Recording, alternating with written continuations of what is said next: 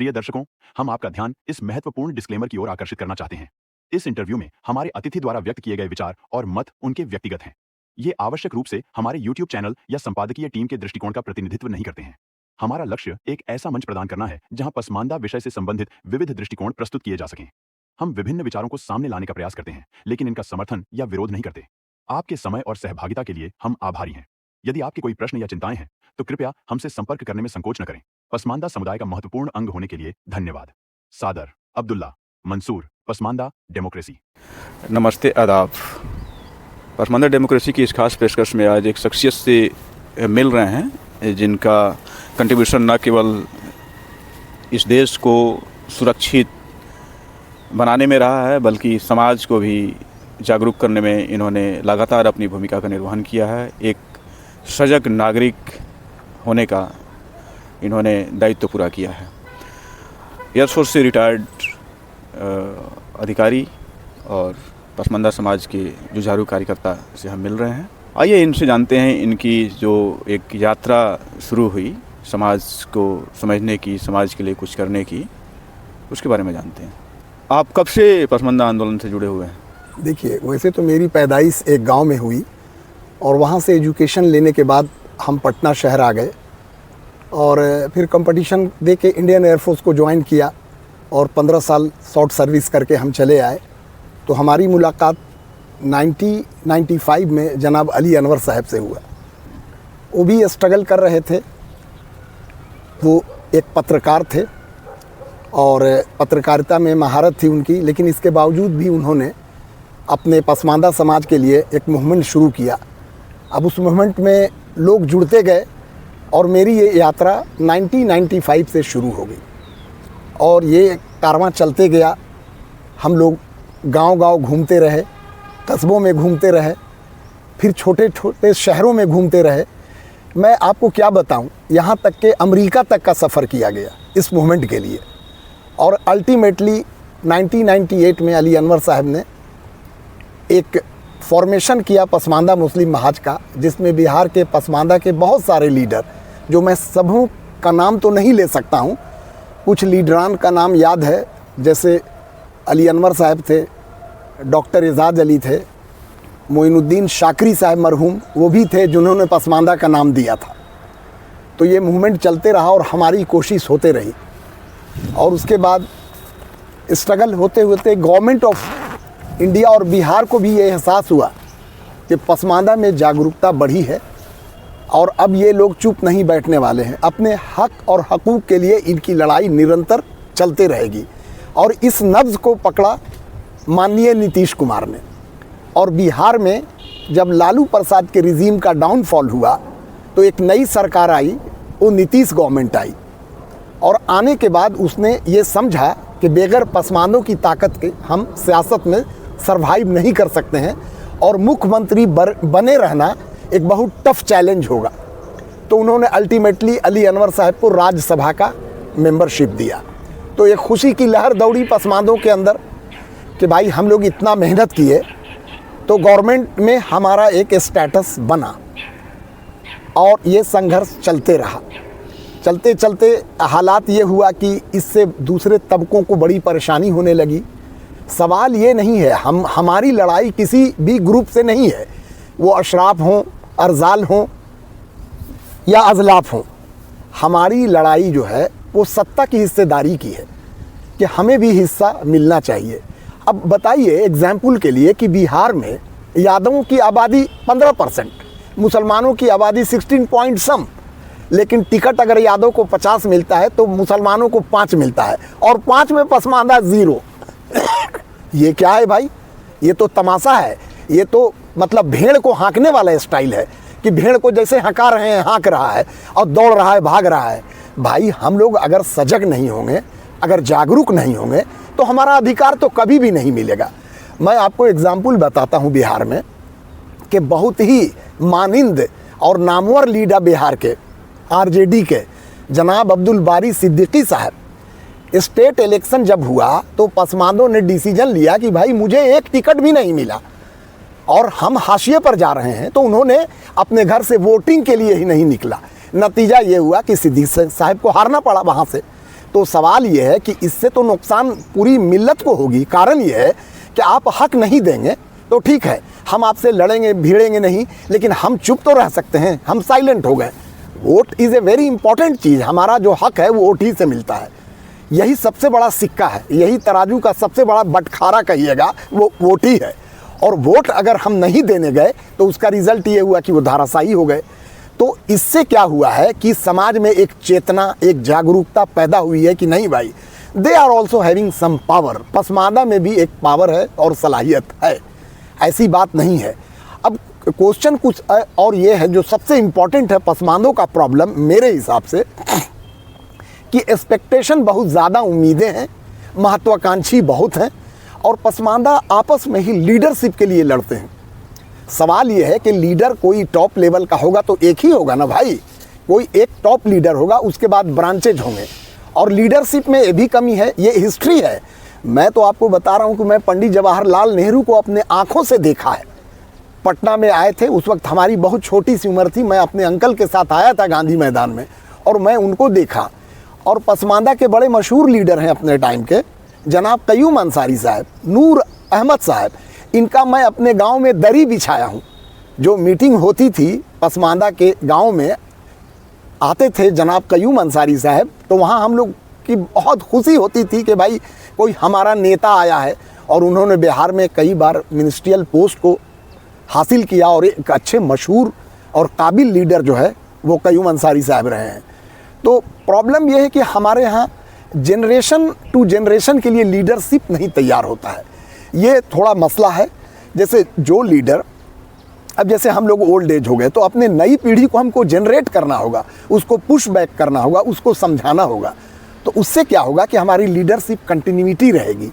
अब कयूम अंसारी साहब के मरने के बाद आप नहीं समझेंगे कि बिहार में 25 से 30 साल का गैप हुआ, कोई लीडर ही नहीं पैदा हुआ किसी भी पसमानदा समाज का। मैं अपनी नज़रों से देख रहा हूँ, मैं पंडित जवाहरलाल नेहरू के वक्त से पॉलिटिक्स को ऑब्ज़र्व कर रहा हूँ, तो मुझे पता चल रहा है कि कहाँ क्या हुआ है। हाँ, मैं अली अनवर साहब का शुक्रगुजार हूँ कि उन्होंने एक मूवमेंट किया और उसका नतीजा बहुत ही अच्छा रहा। लेकिन कई रीजन से हालात ऐसे हुए कि वो उनको हटना पड़ा, लीडरशिप कमज़ोर हो गई। लेकिन अभी भी हम उम्मीद रखते हैं कि अली अनवर साहब आएँ और जितने पसमानदा समाज के लीडरान हैं बिहार में, ऑल इंडिया में, हिंदुस्तान में, उनको इकट्ठा करें, हम लोग उनकी लीडरशिप में आवें और एक बड़ी ताकत हो। सवाल ये कि हर कोई अगर खेमा बना के लड़ेगा तो result will not come, result नहीं आना है। आप इसी तरह से हाशिए पर रहेंगे और किनारे फेंक दिए जाएंगे। नई पीढ़ी को, नौजवानों को लाना होगा। और आपका माध्यम बहुत अच्छा है, आपने यूट्यूब चैनल को कंटिन्यू किया है, इससे लोगों तक ये मैसेज जा रहा है। क्योंकि पसमानदा के साथ मसला ये है कि उसको रोज़ी रोटी का सवाल है, तो वो सुबह उठता है और अपनी रोज़ी के तलाश में निकल जाता है। छोटी मोटी नौकरियां हैं, शहर में रहते हैं, जो बड़े पोस्ट पे पसमानदा के लोग हैं वो भी अपने आप को बहुत बिजी और महसूस करते हैं। तो ये एक छोटा सामान है कि लोग अगर खोलता है यूट्यूब तो देख लेता है 2 मिनट के लिए। और मैं ये कहूँ कि बच्चों को इसको देखना चाहिए, इससे काफ़ी उनको इन्फॉर्मेशन मिलता है। आज़ादी से लेके अब तक का इन्फॉर्मेशन कलेक्शन में आता है, जो आपको समझ में आता है कि हम लोग कहाँ से चले थे और कहाँ हैं। ये काफ़ी अच्छी आपने इन्फॉर्मेशन दी इसके बारे में। लेकिन लीडरशिप की जो कमी होती जा रही है दिनों दिन, खास करके देखा जाए कि जो भी तंजीमें चली, जो भी मुहिम चला, उसका जितना विस्तार होना चाहिए वो नहीं हो पाया। इसके पीछे आप किन चीज़ों को जिम्मेदार मानते हैं? क्योंकि आपने जो पंडित जवाहरलाल नेहरू जो हमारे पहले प्रधानमंत्री थे, उनसे लेके और अब तक के जो तमाम उतार चढ़ाव को आपने देखा है, तो उसमें इस पे आप क्या कहना चाहेंगे? देखिए, इसकी शुरुआत तो 1947 से हो गई। जब पार्टीशन हुआ तो मुस्लिम लीग को इन्हीं पसमानदों ने हरा दिया था बिहार में, और मिस्टर जिन्ना को अलग स्टेट लेके भागना पड़ा, जबकि पसमानदा इसके कभी सपोर्ट में नहीं रहे। ये तवारीख में गवाही है। इसमें जो एलीट मुसलमान थे, जो बड़े तबके के ज़मींदार थे बिहार के, वो बहुत आगे आगे थे और वो लीडरशिप भी उनको मिला पाकिस्तान में जाके, ऐसा नहीं है। लेकिन पसमानदा समाज हमेशा हिंदुस्तान के साथ रहा। लेकिन बदनसीबी ये हुआ कि देखिए, हम लोग बेसिकली जो हैं वो गरीब तबके से आते हैं। हम लोग बेसिकली गरीब तबके से आते हैं और हमारे पास इकोनॉमिकल कंडीशन इतना कमज़ोर होता है कि हम किसी भी प्रोग्राम के लिए 2 लाख 1 लाख नहीं निकाल पाते हैं। हम लोग जो भी करते हैं वो चंदे से करते हैं और चंदे से मूवमेंट में बहुत नहीं मोबिलाइजेशन हो पाता है। आजकल अखराजात बहुत बढ़ गए हैं और ये वही लोग कर पा रहे हैं जिनके पास इकोनॉमिकल सलाहियत बहुत अच्छी है, या तो वो ज़मींदार हैं या बहुत बड़े कारोबारी हैं, वो लोग बहुत अच्छा परफॉर्मेंस कर रहे हैं। तो एक तो इकोनॉमिकल कंडीशन है, दूसरा हमारे पसमानदा समाज के लोग जो हैं वो रोज़ी रोटी में ही मुलविस हैं, कमाने और खाने का चक्कर है जिसकी वजह से वो वक्त नहीं दे पाते हैं। और जानते हैं कि डेमोक्रेसी में मूड़ी का बहुत महत्व है। प्रजातंत्र में अगर आपके पास मूड़ी का काउंटिंग अगर कमज़ोर हो गया तो इसके मतलब आपके पास पैसे की कमी है। मूड़ी ही एक ऐसा है जो ये तय करता है कि भाई इनकी पास बहुत माल है। कौन माल? पॉलिटिकल माल है, यानी वोट बैंक है। तो ये चीज़ के लिए हमारे नौजवानों को, हमारे बुज़ुर्गों को, हमारे हर लोगों को अपना वक्त बर्बाद करना ही पड़ेगा और उनका साथ देना होगा कि जो लीडरशिप के लिए आगे आते हैं उनके पीछे चलना होगा। आपने बहुत अच्छी बात कही कि आज़ादी के पहले से ही इसकी नींव रखी जा चुकी थी और मैं तो उससे बहुत पहले आपका ध्यान ले जाना चाहूँगा कि जब 1906 से लगभग मोमिन कंसेंस की आसिम बिहारी साहब, उससे बहुत पहले से भी मिलती है, क्योंकि तब कोई भी मूवमेंट या कोई भी संगठन एकाएक नहीं वो रजिस्टर्ड होता है या प्रकाश में आता है। उसके पहले बहुत सारी मीटिंग्स, बहुत उस पर चर्चाएँ होती हैं। तो 1920-21 में जब रजिस्टर होता है तो जाहिर सी बात है कि 20 साल 15 साल तक ये काम कर चुका था। तो जो काम आज़ादी के पहले इतनी मुस्तैदी के साथ हो रहा था, जब आप ज़्यादा संघर्ष करना पड़ता था, आज़ादी के बाद जब पसमानदा इधर रह गए, मतलब देश में, और जो अशराफ लोग जो पाकिस्तान की मांग कर रहे थे वो उधर चले गए, मतलब उनकी एक मजबूत जो उनका जो एक कुनबा था वो पाकिस्तान चला गया, तो इधर तो स्पेस बना काम करने के लिए। लेकिन ये पसमानदा मूवमेंट जो है खास करके एक ऐसा मूवमेंट था जिसमें मजदूरों की बात थी, गरीबी उन्मूलन की बात थी, इसमें महिलाओं की बात थी, इसमें तमाम तरीके के जो समाज के जितने भी मसाइल हो सकते हैं सब पे बात होती थी। वो एकाएक धीमी होती चली गई और इसको आप किस रूप में देखते हैं? इसकी वजह जो बेसिकली ये हुआ कि गैप तो हुआ जाने के बाद, जो पाकिस्तान में एलीट क्लास चला गया, लेकिन जो एलीट बच गए वही यहाँ मूवमेंट को कंटिन्यू रखे और उन्होंने इसमें ये चालाकी की, मुसलमानों की बात वो करने लगे। पहले वो पाकिस्तान की बात कर रहे थे, एक अलग मुल्क बनाने की बात कर रहे थे, बाद में वो मुसलमानों की बात करने लगे। और हमारा पसमानदा बिल्कुल वोकल नहीं था, चंद लोग एक्टिव थे, लेकिन वो टोटल के टोटल एक्टिव थे। तो उन्होंने इसको टेक ओवर कर लिया। और आप गौर कीजिए कि आज़ादी के बाद जितना भी टिकट मिला इलेक्शन में, या जो भी नेता बना या जो भी मंत्री बना, मिनिस्टर बना, वो कौन बना है? अशराफ लोग बने। तो अशराफ लोग बासलाहियत बहुत शुरू से थे और स्टिल दे आर एग्जिस्टिंग, आज भी वो बासलाहियत है। नहीं, लेकिन इसमें एक सवाल ये भी आता है कि आप अपनी ज़मीन जब अपने संपत्ति को ऐसे ही छोड़ देंगे, कोई दूसरा खा रहा है और ये पता भी चल रहा है कि हाँ वो हमारा हिस्सेदारी लेके जा रहा है और हम कहेंगे नहीं, उसको हम टोकेंगे नहीं, तो खाता रहेगा, उसको क्या दिक्कत? तो इसकी भी 2 वजह है। जो पसमानदा बासलाहियत हो जाता है, दौलतमंद हो जाता है, IAS बन जाता है, IPS बन जाता है, या बिजनेस में बहुत बड़ा बिजनेसमैन बन जाता है, वो अब ये सोचता है कि हमको इसमें वेस्ट नहीं करना है अपना टाइम, मेरा तो काम चल रहा है, हमारे बच्चे तो सिक्योर हो गए, हम तो सिक्योर हैं, वो वक्त देते नहीं हैं। और बाकी जो पॉलिटिक्स में आते हैं वो middle class, lower middle class, lower class, वो आते हैं। उनका सबसे बड़ा बहरान जो है माली होता है कि भाई अपने बच्चों का पेट भरे कि जाके इलेक्शन लड़े। अच्छा, उसका कहीं से फंडिंग नहीं है। कांग्रेस भी शुरू से पसमानदों का वोट लेने में बहुत आगे रही है, इसका मिसाल है, लेकिन वो टिकट किसको दी है, पॉलिटिक्स में किसको आगे रखी है, ये आपको पता होगा और हर हिंदुस्तानी को पता है। और यही रवैया, सेम जो रवैया है वो आपके RJD का रहा। माने टोटल हम कहेंगे जितनी भी पार्टियां बनी नई उनका रवैया यही है कि वो वोकल हैं, लीडरशिप उनका है, टिकट उनको मिलता है।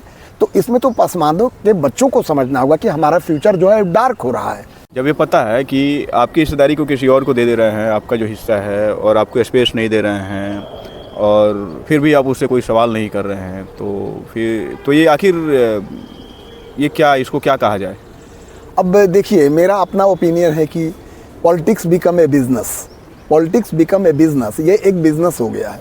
यहाँ पे फ़ायदा और नुकसान का कैलकुलेशन हो रहा है और दुनिया इसी तरफ जा रही है। हर कोई अपना अपना उल्लू सीधा कर रहा है कि किसको किस सेक्टर में ज़्यादा प्रॉफिट नहीं, लेकिन आप जैसे जो लोग हैं, जो लोग समाज को लेके सचेत हैं, चाहते हैं कि आने वाली नस्लें जो दिक्कत आप लोग या आपके पहले वाली जो पीढ़ी जो झेली है वो ना झेले, उसका फ्यूचर ब्राइट हो, इस देश के तमाम सारे जो संसाधन हैं उसमें उसकी हिस्सेदारी मिले, माइनॉरिटी के नाम पे जो चीज़ें चलती आ रही है उसको लेके, और वो माइनॉरिटी के नाम पे केवल एक तबके के लोग कुछ चीज़ों को ना खाएं बल्कि और भी उनको कुछ चीज़ें मिलती रहे, तो आखिर क्या है कि ये सब एकाएक इस पे कोई आवाज़ नहीं आती है? देखिए, इसमें मेरा ये कहना है कि हमारे नौजवानों को इस बात को समझना होगा कि politics is the key of all locks. जो सियासत है वो चाबी दुनिया के हर ताले को खोलती है।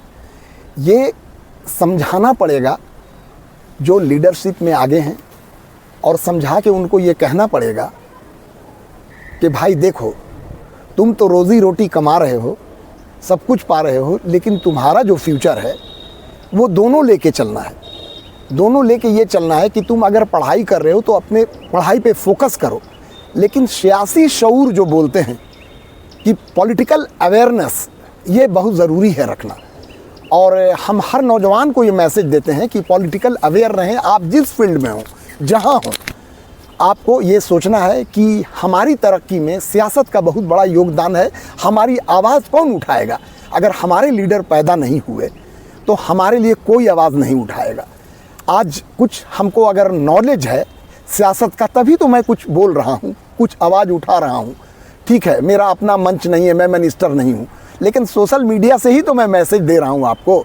तो मैं चाहूँगा कि हर नौजवान की सोच मेरे जैसा हो कि नहीं, हम डॉक्टर हैं, इंजीनियर हैं, कलेक्टर हैं, IAS हैं, बिजनेसमैन हैं, ब्यूरोक्रेट्स हैं, लेकिन हमको अवेयर रहना है क्या पॉलिटिकल मैसेज आ रहा है, हमारी कम्युनिटी को क्या बेनिफिट हो रहा है, इससे क्या फ़ायदा मिलेगा, इसके नज़रसानी करनी है।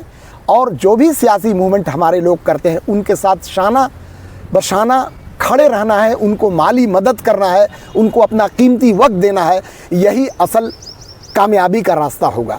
लेकिन एक सवाल ये आता है सर बार बार कि जिसको वोट दे रहे होते हैं उससे हम कुछ पूछते नहीं हैं, जिसको वोट नहीं देते हैं उसको कोसते रहते हैं, तो वो तो कॉन्फिडेंस में रहता है जो आपको वोट ले रहा है, तो वो उसको तो ठीक है कि जो पैटर्न चल रहा है वो चलता रहे। नहीं, इसी को ब्रेकआउट करना है। इसको ब्रेकआउट करने के लिए एक मिसाल मैंने दिया कि अब्दुल बारी सिद्दीकी क्यों हार गए। तो अब एक उदाहरण है ना। हाँ, तो इसी तरह से किसी का खुन्नस भी हो, लेकिन उसके अलावा नहीं, हमको हर सीट पर ये स्ट्रेटेजी अपनाना होगा कि पसमानदा उसी को वोट देगा जो पसमानदा के लिए कर्मठ है। वो जो कर्मठ है, जो पसमानदा की आवाज़ बुलंद करता है, जो पसमानदा के मामलात को समझता है, जो पसमानदा की दुश्वारी को समझता है, हम उसका साथ देंगे। हमारी लड़ाई किसी इलीट क्लास या अशराफ से नहीं है, हमारी लड़ाई अपने हक की लड़ाई है। हम अपने हक की लड़ाई लड़ रहे हैं। लेकिन हक की लड़ाई अभी तक क्लियर नहीं हो पाई है। तो क्लियर नहीं होगा। अभी 70-80 साल हो गए, आपको मुकम्मल नहीं अभी मिला है, अभी 80 साल तक आपको लड़ना होगा। लेकिन वो दिन आएगा, वो दिन आएगा, आ गया है। गैर मुस्लिम में तो ये दिन आ गया। आज कोई इग्नोर नहीं कर सकता है यादव समाज को, आज कोई इग्नोर नहीं कर सकता है उनके उस समाज में जहां उनकी पॉपुलेशन या आबादी ये कर सकता है पॉलिटिकली, आप देख रहे हैं ना। लेकिन हमारे समाज को आज भी इग्नोर किया जा रहा है, लेकिन ये ज़्यादा दिन नहीं चलने वाला। इग्नोर तो इसलिए किया जा रहा है ना कि ये अपना जो खुद का जो विवेक है, खुद की इनकी जो अपनी एक समझ है, उस पर ये नहीं चलते हैं, किसी और के इशारे पे या कोई और जो भीड़ चाल है उसमें चलते हैं। हाँ, तो इसका जो काट है वो ये है।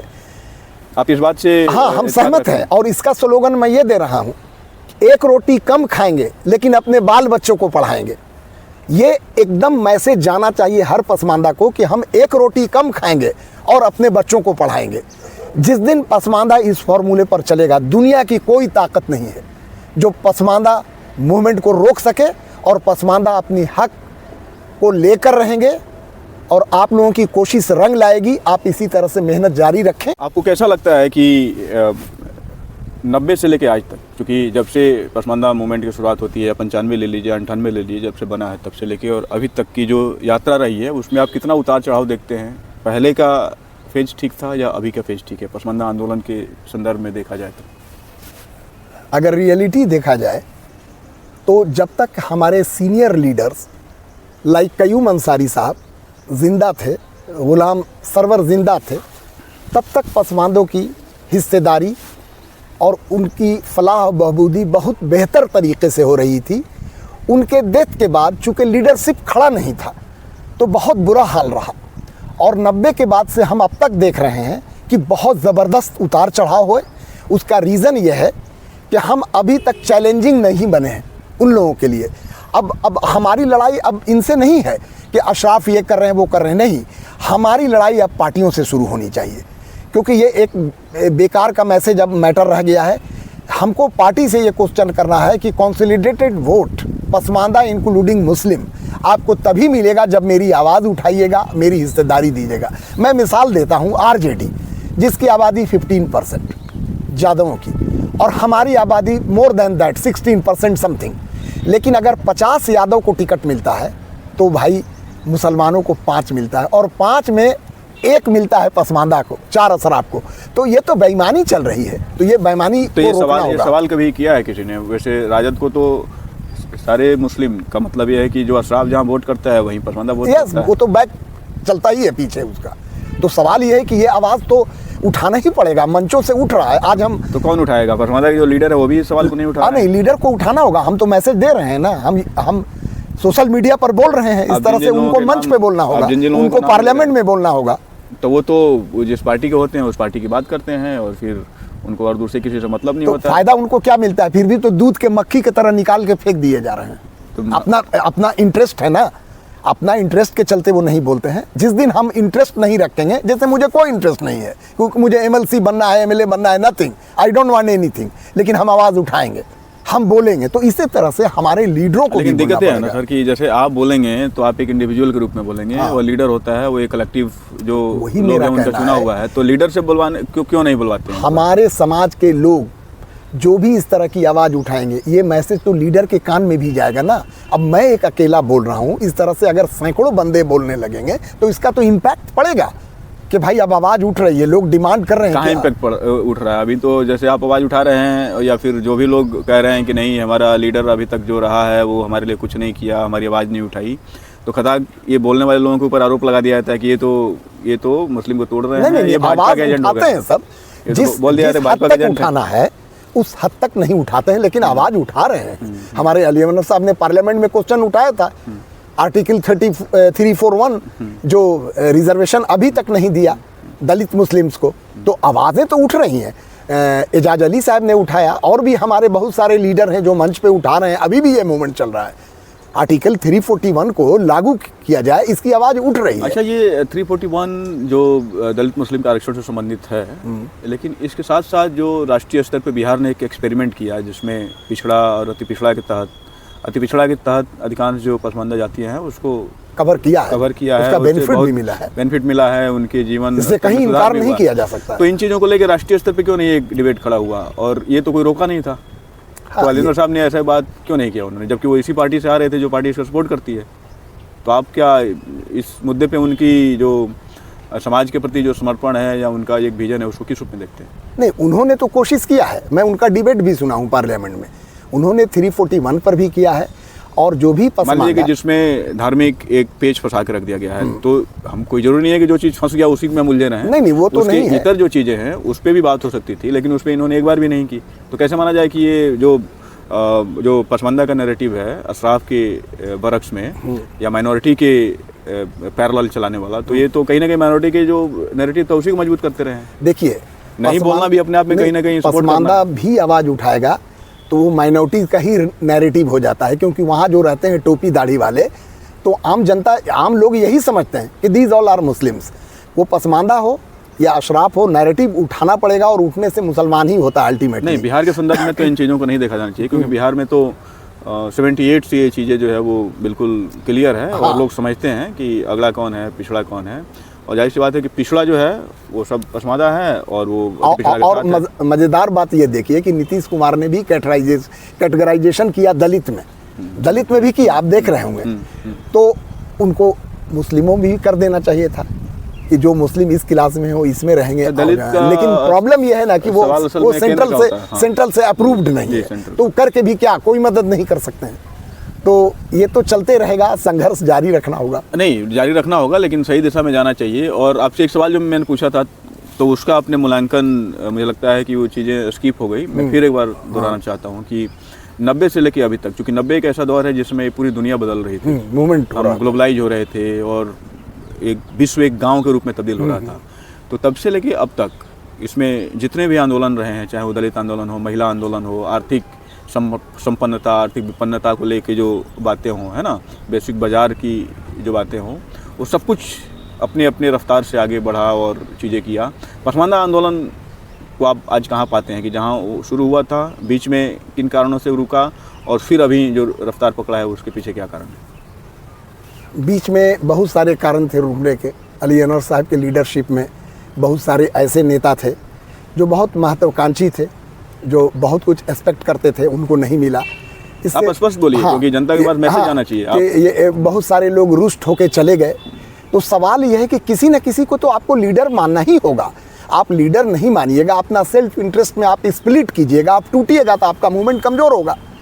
जाहिर सी बात है, आपका मूवमेंट कमजोर होगा। आपको तो पसमानदा लोग नेता मानते ही थे, तभी भी आप भी मान ही रहे हैं। हाँ, हम भी मान रहे हैं और आज भी हम कह रहे हैं। लेकिन फिर भी क्यों ये चीजें नहीं, कुछ परसेंटेज ऐसा है। अब अली अनवर साहब को तो हम मैसेज दे रहे हैं कि आपके लीडरशिप को हम लोग मान रहे हैं और मानने के लिए तैयार हैं।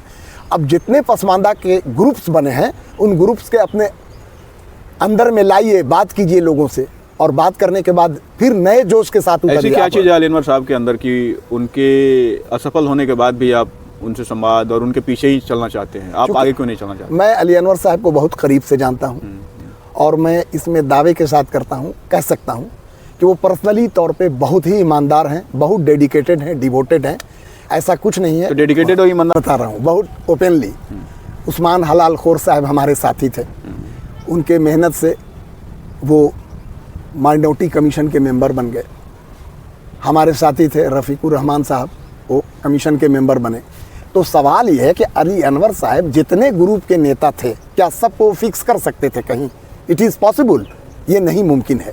अब सवाल बाकी प्रदेशों में तो ये संगठन को खड़ा कर सकते थे ना? हाँ, बाकी प्रदेशों में भी किया है। और आप जैसे बहुत सारे लोग हैं जिनको कुछ नहीं चाहिए, वो समाज को जागरूक करने के लिए काम करते हैं। किए हैं, ऐसा नहीं है। मैं देखा हूँ, आपके पूरे हिंदुस्तान में संगठन है उनका। अब मैं बोला ना कि यहाँ बिजनेस हो गया है, पॉलिटिक्स। आप इसको समझिए गहराई से। अगर प्रॉफिट नहीं नज़र आता है तो लोग छोड़ देते हैं काम को। जैसे हम व्यापार को कैसे छोड़ देते हैं कि यार इसमें अब बेनिफिट नहीं, इसको बंद करो, दूसरा करेंगे। आपने गौर से देखा होगा कि कई पार्टियां बदलते रहते हैं। ये क्या है? ये इंडिविजुअल इंटरेस्ट है। तो ये तो आरोप अली अनवर साहब के ऊपर भी लगता है कि उन्होंने जिस पार्टी ने उनको भेजा और जिस पार्टी ने, खास करके जदयू को देखा जाए तो, उसी पार्टी ने पसमानदा की हितों की भी बात की और उसी पार्टी ने 2-2, 3-3 लोगों को भेजा राज्यसभा में। और फिर वही पार्टी बाद में इनको कम्युनल लगने लगी और फिर उससे हट के और इन्होंने, तो मतलब ये जो चीज़ें हैं, ये कहीं ना कहीं नेता के ऊपर जो एक ट्रस्ट का जो इशू है उसी घेरे में आ जाता है। इसको कैसे देखते? देखिए, ट्रस्ट का तो जो सवाल है, हम तो कह रहे हैं कि अली अनवर साहब ने अपनी बहुत बड़ी कुर्बानी दे दी, क्योंकि वो ऑलरेडी राज्यसभा के मेंबर थे और रहते और तीसरी बार भी बन सकते थे, लेकिन उनका ज़मीर नहीं सपोर्ट किया। कि हम लोग क्वेश्चन कर रहे थे कि भाई बीजेपी के साथ गवर्नमेंट जा रही है और आप उसी गवर्नमेंट में बने हैं, आप पर भी स्टैंप लगेगा। उन्होंने रिस्क ले लिया। तो स्टैंप लगा नहीं अभी तक। वो तो पूरे मुसलमानों के नेता बनने के लिए रिजाइन किए थे। हाँ, तो ठीक है, ये हो सकता है। हैं तो बन भी सकते हैं, बनना चाहिए, कोई बुराई नहीं है इसमें। वो पसमानदा का ही लीडर नहीं है, बल्कि आम मुसलमानों के भी लीडर बन जाए तो बहुत अच्छी बात है। तो उन्होंने तो अपनी कुर्बानी दी है, इसको लोगों को समझना चाहिए। वो चाहते, बहुत सारे मलाई खाने वाले हैं वहाँ पे, बिहार में ही बहुत सारे मलाई खाने वाले अभी भी बैठे हुए हैं नीतीश के गोद में। आप अच्छी तरह से समझ रहे हैं, मैं नाम नहीं लेना चाहूँगा, लेकिन मलाई खाने वाले अभी भी बैठे हुए हैं। तो नीतीश कुमार, फिर तो इस मुद्दे पे देखा जाए तो नीतीश कुमार भी पसमानदा के लिए कुछ नहीं कर पा रहे हैं, या नहीं, वो एज ए कलेक्टिवली कर रहे हैं, एज ए कलेक्टिवली कर रहे हैं। तो आप कलेक्टिवली एफर्ट को ज़्यादा बेहतर मानते हैं या व्यक्तिगत? देखिए, उनके नज़रिए में नीतीश को सबसे वोट लेना है। उनको बैकवर्ड हो, फॉरवर्ड हो, जो भी, उनको सबसे वोट लेना है। तो उनकी पॉलिटिक्स उनके हिसाब से बहुत सही है और हम तो चाहेंगे कि हम हमारे पसमानदा पे वो ज़्यादा फोकस करें। तो पसमानदा पे तो फोकस कर ही रहे हैं, वो कर रहे हैं, लेकिन सबको लेके चल रहे हैं वो। ये तो नहीं है। अब बाकी दूसरी पार्टी तो ये भी नहीं कर रही। नहीं कर रही है, तो हम तो माने अप्रिशिएट करते हैं। अली अनवर साहब का अपना मसला था, उनका अपना रेपो जा रहा था कि साहब आप अपने पोस्ट और ये के लिए आप बीजेपी के साथ हैं, ये भी आवाजें आ रही थी। लेकिन आज तो बीजेपी ही पसमानदा की बात कर रही है और दूसरी कोई पार्टी वो तो अलग है, वो तो पॉलिटिकल सब स्टंट है। आप इतना दिन से मोदी साहब बोल रहे हैं पसमानदा के बारे में, उन्होंने धरातल पर क्या किया है? मैं तो अभी भी उम्मीद रखता हूं कि कुछ ऐसा करके दिखाएं, तब हम मानेंगे। कम से कम पॉलिटिकली देखा जाए तो उन्होंने उत्तर प्रदेश में एक एक्सपेरिमेंट किया जहाँ माइनॉरिटी को लेके हमेशा श्राप बनता था, वहाँ ने एक पसमानदा को बनाया। हाँ, तो पसमानदा मूवमेंट का ही तो ये फायदा हुआ है कि मोदी तक ये कान में बात गई। लेकिन जो विरोधी विपक्षी पार्टियां रही है जिससे कुछ भी उम्मीद नहीं रहता है, वो आगे बढ़ के कर रही है। आज जिसके साथ जुड़ा हुआ है पसमानदा, वो अभी तक ये समझेंगे, आज नहीं तो कल इनको समझना पड़ेगा, आज नहीं तो कल इनको समझना पड़ेगा। ये बातें आई, आपकी कोशिश कामयाब होगी, आप लोग जो मेहनत कर रहे हैं इसका रिजल्ट मिलेगा। लेकिन आम को पकने में भी तो टाइम लगता है ना, फल को पकने का। ये पॉलिटिकल जो पकावट है सैकड़ों साल लगता है, सदियों लगती हैं, जाने में भी बहुत टाइम लगता है। ओटमन एम्पायर 500 साल के बाद चला गया, तो वैसे ही मुगल चले गए, 500 साल के बाद चले गए, तो डाउनफॉल तो होना ही है। आप अपना संघर्ष रखें। और लेकिन जो काम साल 2 साल में हो सकता है, उसको 100 साल इंतजार करने की क्या जरूरत है? ऐसे सिचुएशन बनते चले जाते हैं ना। कयूम अंसारी नहीं मरते, बहुत कम उम्र में मर गए, 10 साल और रहते तो मुझे लगता है कि सेकंड पीढ़ी का नेता कोई बड़ा खड़ा हो जाता, नहीं होता। 90 से लेकर अभी तक आपकी नज़र में कौन कौन ऐसे लोग हैं जो जिसको आप पसमानदा समाज के, पसमानदा मुद्दों के सजग प्रहरी या नेता के रूप में आप देखते हैं? देखिए, मैं तो बिहार के बारे में बता सकता हूँ कि अली अनवर साहब अग्रणी है, उसमें कोई दो राय नहीं। डॉक्टर एजाज अली अग्रणी है, नूर हसन आज़ाद भी अभी भी लग रहे हैं, हालांकि बहुत सारी पार्टियों को वो चेंज करते रहते हैं मौके ब मौके, लेकिन लगे हुए हैं। तो ऐसे सारे लोग हैं जो कि अब हम जैसे भी बहुत सारे लोग थे। उसके बाद वाली पीढ़ी, चूँकि ये सब आसपास कहीं है, जी जी, बाद वाली पीढ़ी में कोई बहुत वोकल लीडर हमको नहीं पसमानदा में दिख रहा है। इसके पीछे आप क्या कारण मानते हैं कि जो अगली लीडरशिप थी वो बढ़ने नहीं दी, या फिर लोगों का इंटरेस्ट नहीं हुआ, या फिर अशराफ का जो नैरेटिव था माइनॉरिटी को लेके उसके पीछे लग गए लोग? देखिए, वेरी फैक्ट बात बताता हूँ, हमारे यहाँ बहुत जल्दी रिजल्ट चाहिए लोगों को सियासत में, जो कि होता नहीं है। चाहे वो पसमानदा लीडरशिप हो या अशराफ लीडरशिप हो, लोग अपना मौका देख के सबको ज्वाइन करते हैं। कोई अशराफ ज्वाइन करता है कि टिकट मिल जाएगा, कोई पसमानदा ज्वाइन करता है, लेकिन बहुत जल्दी रिजल्ट नहीं होता है। तो उसका नतीजा ये होता है कि मोह भंग हो जाता है, लोगों को मोह भंग हो जाता है और वो छोड़ देते हैं।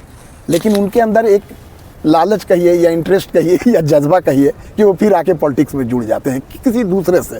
अब वहाँ से उनका ईगो हर्ट किया या कोई बातें हो गई तो दूसरे पार्टी को ज्वाइन किया, तीसरे, ऐसे हज़ारों लोग मिल जाएंगे आपको। तो राजनीति में तो ये होना ही चाहिए, जो उनके इंटरेस्ट की बात करेगा उसके साथ वो जाएंगे। मुझे लगता है कि इसी में फायदा भी है। लेकिन नहीं तो हम कुछ लोगों को ऐसे आना होगा जो बेलॉस हों, जिनको कोई पर्सनल इंटरेस्ट नहीं हो इसमें, वही लोग बेबाकी से बात कर सकते हैं। अदरवाइज थोड़ा मुश्किल है, क्योंकि लीडरशिप के खिलाफ बोलना, उनके बारे में नहीं कह सकते हैं आप दूध की मक्खी की तरह। अच्छा, एक बहुत ट्रिकी सवाल है ये, आपको नहीं लगता है कि पसमानदा जो है वो अपने हित का ध्यान बाद में, लेकिन अपने विरोध का ध्यान पहले रखता है? कहने के लिए कि जैसे वो अपना वोट जो है अपने मुद्दों के साथ कम और किसी को हराने के लिए पहले देता है। उसकी वजह ये है कि उनके दिमाग में ये चीज़ फीड किया जाता है और वो बहुत पढ़े लिखे नहीं होते हैं, इंटेलेक्चुअलिटी नहीं रहती है उनके अंदर, सोचने की सलाहियत नहीं रहती है। जो रटी रटाई बातें उनको बता दी जाती है उसको वो फॉलो करते हैं। और ये चालाक लोग बहुत अच्छी तरह से जानते हैं कि कैसे घुमाना है, क्या स्ट्रेटेजी अपनाना है, उसके वो शिकार हो जाते हैं और कोई बात नहीं।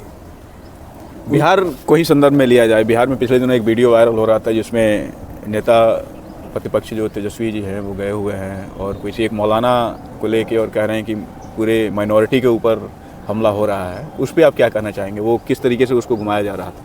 नहीं, पूरे माइनॉरिटी पे कोई हमला नहीं हो रहा है।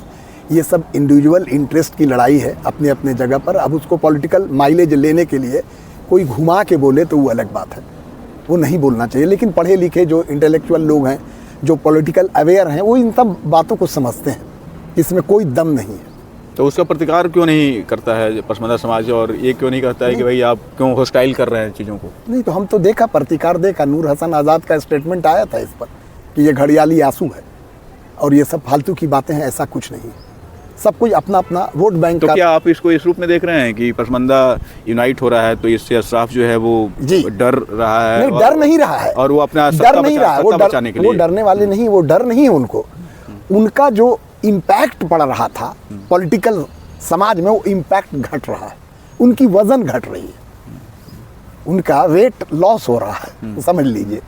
पासमानदा जैसे जैसे एक दिन आएगा, मैं बता दे रहा हूँ, पता नहीं हम लोग रहें ना रहें, कि अशराफ और अजलाफ और अरजाल सब मर्ज कर जाएंगे इस हिंदुस्तान में, और इनका वही बाकी रहेगा, नहीं तो ये सर्वाइव नहीं कर पाएंगे।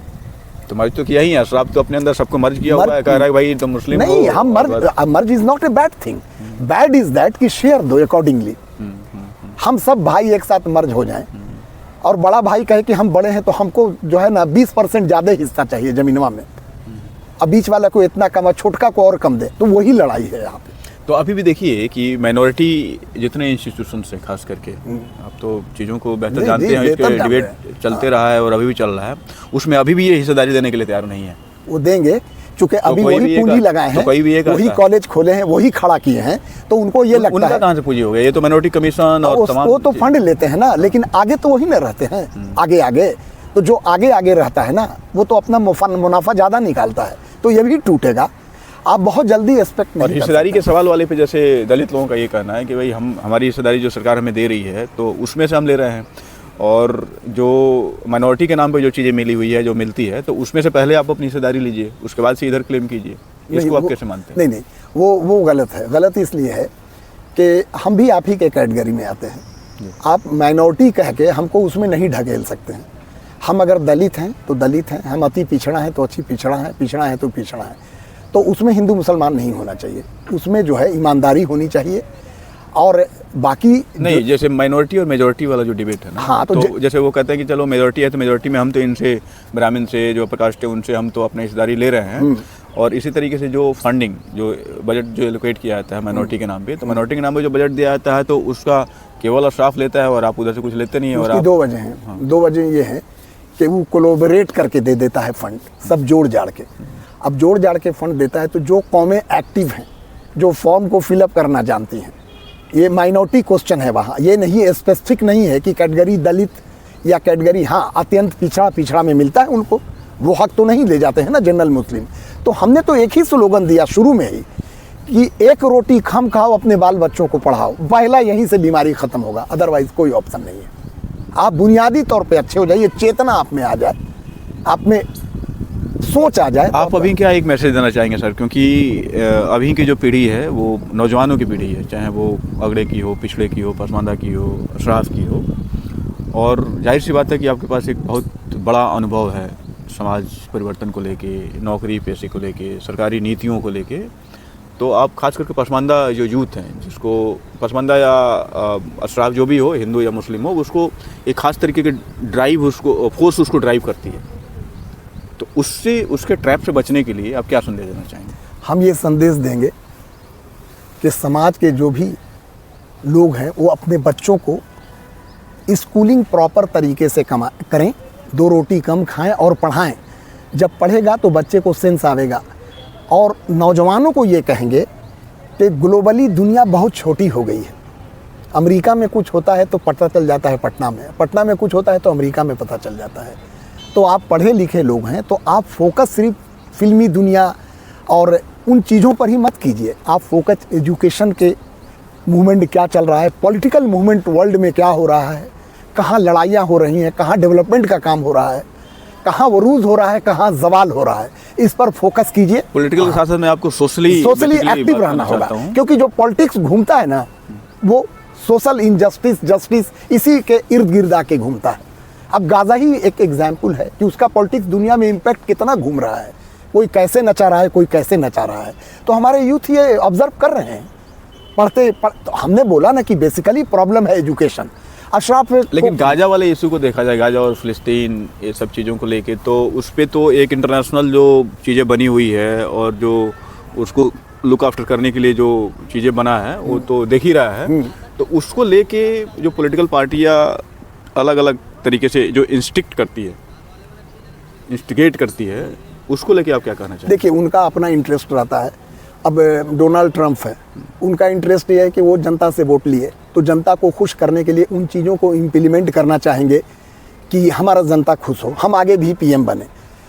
नेतन्याहू जो है वो इजराइल का पीएम है, वो गया विजिट पे, तो उसको खुश करने के लिए कुछ ऐसा स्टेटमेंट दे दिए जो प्रैक्टिकल नहीं है, इम्प्रैक्टिकल, कि उसको मिस्र अपने में ले ले और जॉर्डन ले ले और रख ले और गाज़ा पट्टी को खाली कर दे, हम वहाँ रिसोर्ट बनाएंगे, बड़ी बड़ी बिल्डिंग बनाएंगे। तो दिस ऑल बकवास, ये पॉसिबल नहीं है। जब इंटरवेंशन गल्फ कंट्री का हुआ, मिडिल ईस्ट में अरब का स्टेटमेंट आया, अभी आज टर्की का स्टेटमेंट आया है कि ये कभी हो सकता है, रसिया और चाइना का स्टेटमेंट आ गया, ट्रंप बैक हो गए। तो चीज़ें घूमती हैं, वक्त के साथ मूवमेंट करती हैं, तो उससे घबराना नहीं है। दुनिया में हम लोग अगर मानते हैं अल्लाह को, भगवान को, तो जो चीज़ होना है वो तो होके रहेगा। लेकिन पॉलिटिकली अवेयर होइए, एजुकेशनली अवेयर रहिए, सोशल अवेयरनेस रखिए, सब चीज़ में अवेयर रहिए। हम यही मैसेज देना चाहेंगे। एजुकेशन को लेके आप, एजुकेशन बार बार आ रहा है और हेल्थ थोड़ा सा कम हो रहा है, हेल्थ का चर्चा। और जाहिर सी बात है कि वो दोनों चीज़ें एक दूसरे के पहलू हैं। व्यक्ति को शिक्षित कर दीजिए और उसको स्वस्थ बना दीजिए तो पूरी दुनिया में वो बहुत बेहतर कर सकता है। और एजुकेशन ही है जिसके बदौलत आप इतनी चीज़ों को जान रहे हैं और इन जगहों पे आप सर्व किए और बहुत बेहतरीन आपका सफ़र रहा। तो कुछ अपने अनुभव और एजुकेशन से जोड़ के कुछ चीज़ें आप बताइए जो दर्शकों को। मैं अनुभव से ये बता सकता हूँ कि मैं एक ठेठ गांव में पैदा हुआ, जो हम लोग को उर्दू बोलने भी नहीं आती थी। अपना लोकल लैंग्वेज जो मगही कहते हैं वही हम लोग बोलते थे। और 5 की उम्र से 15 की उम्र तक मछली मारते रहा बंसी लगा के, क्योंकि वही वहाँ इंटरटेनमेंट था। अमरूद के बगीचा में जाके अमरूद तोड़ता था और अमरूद वाला बहुत दूर तक हम लोग को खदेड़ता था। तो ये बड़ा मज़ेदार लाइफ था और उसी में पढ़ाई भी चलती थी। पढ़ने का जहाँ तक सवाल था, मैं 5 किलोमीटर पैदल जाता था अपने गांव से। 5 किलोमीटर दूरी पर जो मेरा गांव हुआ, नबी नगर बेलहौरी, दुल्हिन बाज़ार थाना के अंदर, वहाँ से भरतपुरा हाई स्कूल 5 किलोमीटर है। और 5 किलोमीटर का सफ़र एक 6 क्लास में पढ़ने वाला बच्चा के लिए चिलचिलाती धूप में कितना टफ रहा होगा। तो उस वक्त बोतल भी नहीं बना था कि माँ पानी बोतल में दे देती। कहीं रास्ते में कुआं मिला तो लग्गी रखा रहता था कुआं से, और बाल्टी से पानी निकाले, हम लोग भर पेट पानी पी लिए और चले गए। और टिफ़िन का कोई रिवाज नहीं था। अगर बहुत खुश हुई तो माँ लड़ुआ दे दी, चूड़ा दे दी कुछ पॉकेट में, वो खा के फाँकते हुए चले गए और रिटर्न होके आए। और स्कूल से आने के बाद फुटबॉल ही था, क्रिकेट का तो देखा भी नहीं था लोगों ने, तो फुटबॉल खेलते थे जाके, उसी में मस्त रहते थे। पढ़ाई लिखाई किए तो ये भी नहीं पता था कि नौकरी कंपटीशन से मिलती थी, क्योंकि उस वक्त कंपटीशन का बहुत दौर नहीं था, कोचिंग नहीं होता था। तो खैर पढ़ लिख के गए, इम्तहान दिए, एग्ज़ाम दिए, एयरफोर्स में सेलेक्ट हो गए, चले गए। तो मेरा ज़िंदगी उसके बाद जो दुनिया को हमने घूमा, जो दुनिया को देखा, तो बोला कि हम लोग तो यार गाँव में कुएँ के मेढक हैं एक तरह से। ये दुनिया इतना डेवलप है, इतना तरक्की है, इतना सोच है। तो वो पढ़ाई से ही धीरे धीरे ब्रेन में आते गया। फिजिक्स, केमिस्ट्री, मैथमेटिक्स तो एक सब्जेक्ट था, लेकिन दुनियादारी एक अलग सब्जेक्ट है। आपको लोगों से मिलना, आपको बात करना, उसके दिल की बात को समझना, उसके दिमाग में क्या चल रहा है ये समझना। ये कब होगा? जब इंटरेक्शन होगा। आप लोगों से मिलेंगे, आप जुड़ेंगे, आप बिजनेस करेंगे, आप ऑफिस में काम करेंगे, तो आपको इसका अंदाज़ा होगा। तो आज के नौजवानों को यही मैं कहूँगा कि आपको बहुत फैसिलिटी मिली है। आपके पापा क्रिकेट का बैट बल्ला ला के दे देते हैं, आप हेल्दी रहने के लिए उसको खेलते हैं। आपको बेहतरीन ग़िज़ा दिया जा रहा है, लेकिन ये ग़िज़ा बाबू आजकल अच्छा नहीं है। जो आप पिज़्ज़ा बर्गर खाते हैं उसमें वो हेल्दी फूड नहीं है जो हम लोग खाया है। तो कोशिश करो कि जो रॉ फूड है, माने जिसको हम बहुत बनाया हुआ खाना नहीं कहेंगे, जिसको हम कहेंगे कि खिचड़ी है, दाल है, चावल है, सब्ज़ी है, अंडा है, गोश्त है, मछली है, वो खाओ। ये बर्गर पिज़्ज़ा के पीछे मत जाओ, आपका हेल्थ इशू ख़राब हो जाएगा। आप फ्यूचर में बहुत कमज़ोर पड़ जाओगे, आपका liver, kidney, eyes, all thing will be damage. तो ये चीज़ है। और पढ़ाई में मेहनत करो, जितना हो सके। कंपटीशन का दौर है, अच्छा प्लेसमेंट मिलेगा, लेकिन लोगों से भी इंटरेक्ट करो। हम लोग अपने बूढ़ा बुजुर्ग से कहानी सुनते थे, गांव में बैठते थे, उससे हमारे दिमाग की नसें खुलती थी। कह रहे ऐसा भी होता है, ऐसा भी होता है। बहुत सारी बातें हम आपको बता नहीं सकती हैं, इतना मटेरियल है हमारे पास कि हम आपको डिस्क्राइब नहीं कर सकते। एजुकेशन आपके और आपके परिवार को किस तरीके से एक चेंज किया, उसके बारे में थोड़ा सा बताइए। चेंज ये किया कि हमारी 3 बेटियां, एक बेटा है। तो चूँकि फ़ौज में रहने से बड़ा डिसिप्लिन था, डिसिप्लिन में हम लोग अपने बच्चों को रखे और टाइम से खाना पीना, पढ़ाना, और उनकी कामयाबी देख के लगता है कि कोई भी माँ बाप कर सकता है। बड़ी बेटी मेरी नीरो की डॉक्टर हैं अमेरिका में, बहुत वेल टू डू है माशाअल्लाह। सेकंड बेटी इंडिया टीवी चैनल में काम करती थी, और अभी करती हैं, फ्रीलांसर हैं। तीसरी बेटी इंजीनियर है जो कुवैत में है। चौथा बेटा मेरा अभी लॉ किया है, पटना हाई कोर्ट ज्वाइन करेगा। तो एजुकेशन का भी फील्ड ठीक है, वही एक रास्ता ही है। क्योंकि मैं कहाँ था और मेरे रिश्तेदार आज कहाँ हैं जो बेचारे पढ़ नहीं सके। बहुत सारी मजबूरियाँ हैं उसके पीछे जो नहीं पढ़ सके।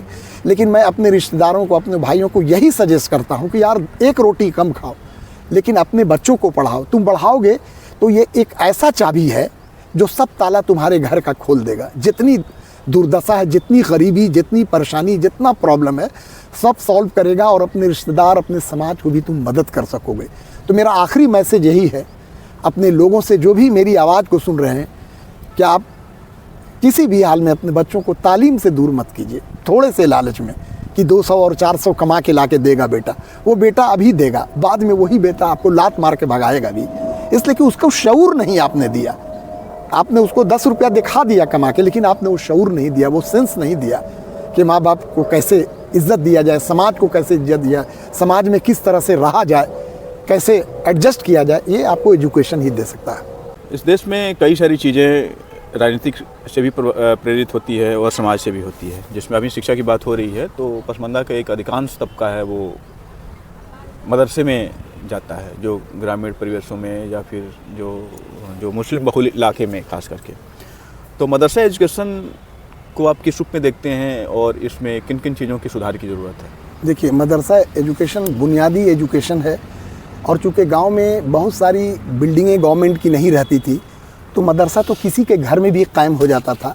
अगर नहीं है तो मस्जिद के बरामदे में भी मदरसा चला लिया जाता था। तो उससे एक एजुकेशन तो मिलता था, ठीक है, दीनी तालीम मिलती थी, कुछ दुनियावी तालीम मिलती थी। तो जो गवर्नमेंट इम्प्लीमेंटेशन कर रहा है कि इसको मॉडर्न एजुकेशन के साथ जोड़ा जाए, मिसाल के तौर पे मैथमेटिक्स, फिजिक्स, केमिस्ट्री या जो भी सब्जेक्ट इंक्लूड किया जाए, मैं इसके सपोर्ट में हूँ।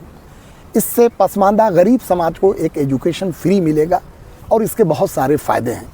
कुछ उलमाए दीन ने इसको ऑब्जेक्ट किया था, मुझे सही नहीं लग रहा था और मैं उम्मीद करता हूं कि उन लोगों को भी ये बातें समझ में आएंगी। जाहिर सी बात है कि इससे जो बच्चे मदरसे से निकलेंगे वो भी मुख्य धारा में अपने आप को एडजस्ट करेंगे, एडजस्ट करने में आसानी रहेगी। और जो माइनॉरिटी इंस्टीट्यूशंस की जो बात की जाती रही है, वो बहुत सारे जो पसमानदा एक्टिविस्ट और इंटेलेक्चुअल है वो ये कहते हैं कि माइनॉरिटी पे बिल्कुल साफ कब्जा बना के बैठा हुआ है। सरकार को चाहिए कि इसमें भी पसमानदा को किस तरीके से हिस्सेदारी मिल सके, उसके लिए कुछ नीतियाँ बनाए। आप इसके कितना सहमत हैं? देखिए, इंस्टीट्यूशन जो भी बना आज तक, उन्होंने बनाने वाले सबसे आगे उसके रहे हैं एलीट मुसलमान, जो अशराफ मुस्लिम्स। तो जाहिर सी बात है कि जिसका घर होगा, जो बनाया है, फंड भी बाद में उन्होंने लिया, तो उसका रुतबा ज़्यादा रहता है। और ये चीज़ होती है कि वहाँ पे डंडी मारा जाता है, मतलब फेवरेटिज्म होता है, लोग अपनों को ज़्यादा तरजीह देते हैं। तो उसके लिए अगर गवर्नमेंट रिजर्वेशन क्रिएट कर दे जो आम जगहों पे है, तो हम समझते हैं कि दबे कुचले दलित पसमानदा को इसका बेनिफिट मिलेगा। तो एक सर्टेन परसेंटेज। तो अभी जो एक माइनॉरिटी इंस्टीट्यूशंस की जो राग एक तरफ चल रहा है, दूसरी तरफ चल रहा है कि नहीं उसमें माइनॉरिटी नहीं होना चाहिए, माइनॉरिटी के दायरे से बाहर किया जाना चाहिए, तो इन दोनों डिबेट में आप पसमानदा का हित किस में देखते हैं ज़्यादा? ये संस्थान यदि माइनॉरिटी रहेगा तो पसमानदा को मिल पाएगा या माइनॉरिटी से बाहर निकाला है तो मिल पाएगा? देखिए, मिलने के लिए तो दोनों जगह मिलेगा और न मिलने के लिए दोनों जगह नहीं मिलेगा। लेकिन अगर सही तरीके से रखा जाए तो कुछ इंस्टीट्यूशन रहें जो माइनॉरिटीज़ को रहना ज़रूरी है, उसका एक अपना स्ट्रक्चर होना चाहिए, और कुछ जो मेजॉरिटी है उसके साथ भी जम हो जाए तो कोई बड़ी बात नहीं है। लेकिन एकदम एबॉलिश करना मेरे हिसाब से सही नहीं। जैसे एएमयू को लेकर बात चल रही थी, तो एएमयू में परिवारवाद हावी है और जाहिर सी बात है कि जिन्होंने माइनॉरिटी के नाम पे बनाया होगा, दबदबा उन्हीं का होगा और उन्हीं के परिवार और उन्हीं के रिश्तेदार उसमें होंगे। तो आप अभी जो कह रहे थे कि उसमें हिस्सेदारी मिलनी चाहिए या फिर जो घर किसी ने बनाया है तो उसका उसमें रहेगा, लेकिन घर कैसे किसी का हो गया? वो सरकार का जब बना हुआ है, सरकार के संसाधनों से बना है। इंस्टीट्यूशन में ज़्यादा वही शुरू से रहते आए हैं, तो डिसीजन तो वो मेकिंग करेंगे ना अपने चॉइस से। लेकिन सामाजिक परिवर्तन की जब बाहर चलेगी करेंगे, फिर भी करेंगे, वो ये दुनिया का रीत है। अब रहा कि आप भी उसमें एडजस्ट होंगे धीरे धीरे तो कुछ कमी आएगी। और जहाँ तक है कि अब तो उनका भी एग्ज़ाम कंपटीशन से ले रहे हैं, तो जो मेरिट में बच्चा है वो जा रहा है और लिया जा रहा है। तो अलीगढ़ यूनिवर्सिटी का परफॉर्मेंस बुरा नहीं है देखा जाए तो। ओवरऑल उससे पसमानदा समाज के भी बच्चे काफ़ी पढ़े लिखे हैं और एलीट क्लास के भी बच्चे पढ़ लिख रहे हैं। अब मेरा यही कहना है कि पसमानदा की पसमानदगी को दूर करने के लिए कुछ रिजर्वेशन होना चाहिए। जो कैटेगराइज्ड स्कूल है अक़लियती का, अक़लियत में भी उनको मिलना चाहिए, उनका हक बनता है। अच्छा, ये जो जैसे पहले पैटर्न पे चला आ रहा था उसको लेके और एकाएक माइनॉरिटीकरण किया गया, तो इसको आप राजनीति से प्रेरित मानते हैं या फिर आप मानते हैं कि नहीं, उसे माइनॉरिटी होना ही चाहिए? देखिए उसमें क्या हुआ है ना कि गवर्नमेंट से बेनिफिट के लिए बहुत सारे उसमें सब्सिडाइज चीज़ें हैं जिसको लेने के लिए लोग माइनॉरिटी इंस्टीट्यूशन खोलते हैं और उसकी मान्यता भी मिली है। तो अगर कोई भी इंस्टीट्यूशन खुलता है, ठीक है, जो खोल रहा है वो अगर 80% ले रहा है, समाज को 20% मिल रहा है, तो कुछ तो फ़ायदा मिल रहा है, ना से तो हाँ है वो, ये मेरा सोचना है। एक अभी जो डिबेट चल रहा था वक्फ बोर्ड को लेके, तो इसमें इसको आप किस रूप में देखते हैं? देखिए वक्फ बोर्ड तो जो है वो, इसमें कोई डाउट नहीं है कि मुसलमानों की संपत्ति है, उन्होंने ही डोनेट किया है, उन्होंने ही दिया है। अगर गवर्नमेंट कुछ पॉलिसी ऐसी बनाती है कि जो वहाँ खुर्द बुर्द हो रहा है और जो बंदर बांट चल रहा है उसको रोकने के लिए अगर पॉलिसी बनाती है तो I don't have any objection. लेकिन अगर ग्रैब करने के लिए बनाती है कि उसको ले ले, हड़प ले, सरकार अपने ये में ले ले, तो ये गलत होगा। मैं कैटेगराइज कर दे रहा हूँ और क्लियरिफाई कर दे रहा हूँ दोनों चीज़ें। उसमें खास करके ये देखा जाता है कि जैसे वक्फ बोर्ड में जैसे माइनॉरिटी इंस्टीट्यूशन पे जैसे परिवारवाद है, वैसे ही इसमें भी है। जैसे पिछले दिनों तालका का एक न्यूज़ आप देखेंगे कि जमा मस्जिद पे पूरा बुखारी परिवार जो है एकदम हावी है, वो अपना दुकान बनवा के, घर बनवा के सब और किराए पे दिए हुए हैं, उसका सब आता है। तो मुझे लगता है कि इस पे सोचने की ज़रूरत है, क्योंकि जब वो वक्फ है और वो पब्लिक है, पब्लिक मतलब कि माइनॉरिटी के लोगों के लिए, मैं ये नहीं कह रहा कि उस पर सारे लोगों का कोई हक है, तो सबको मिलना चाहिए।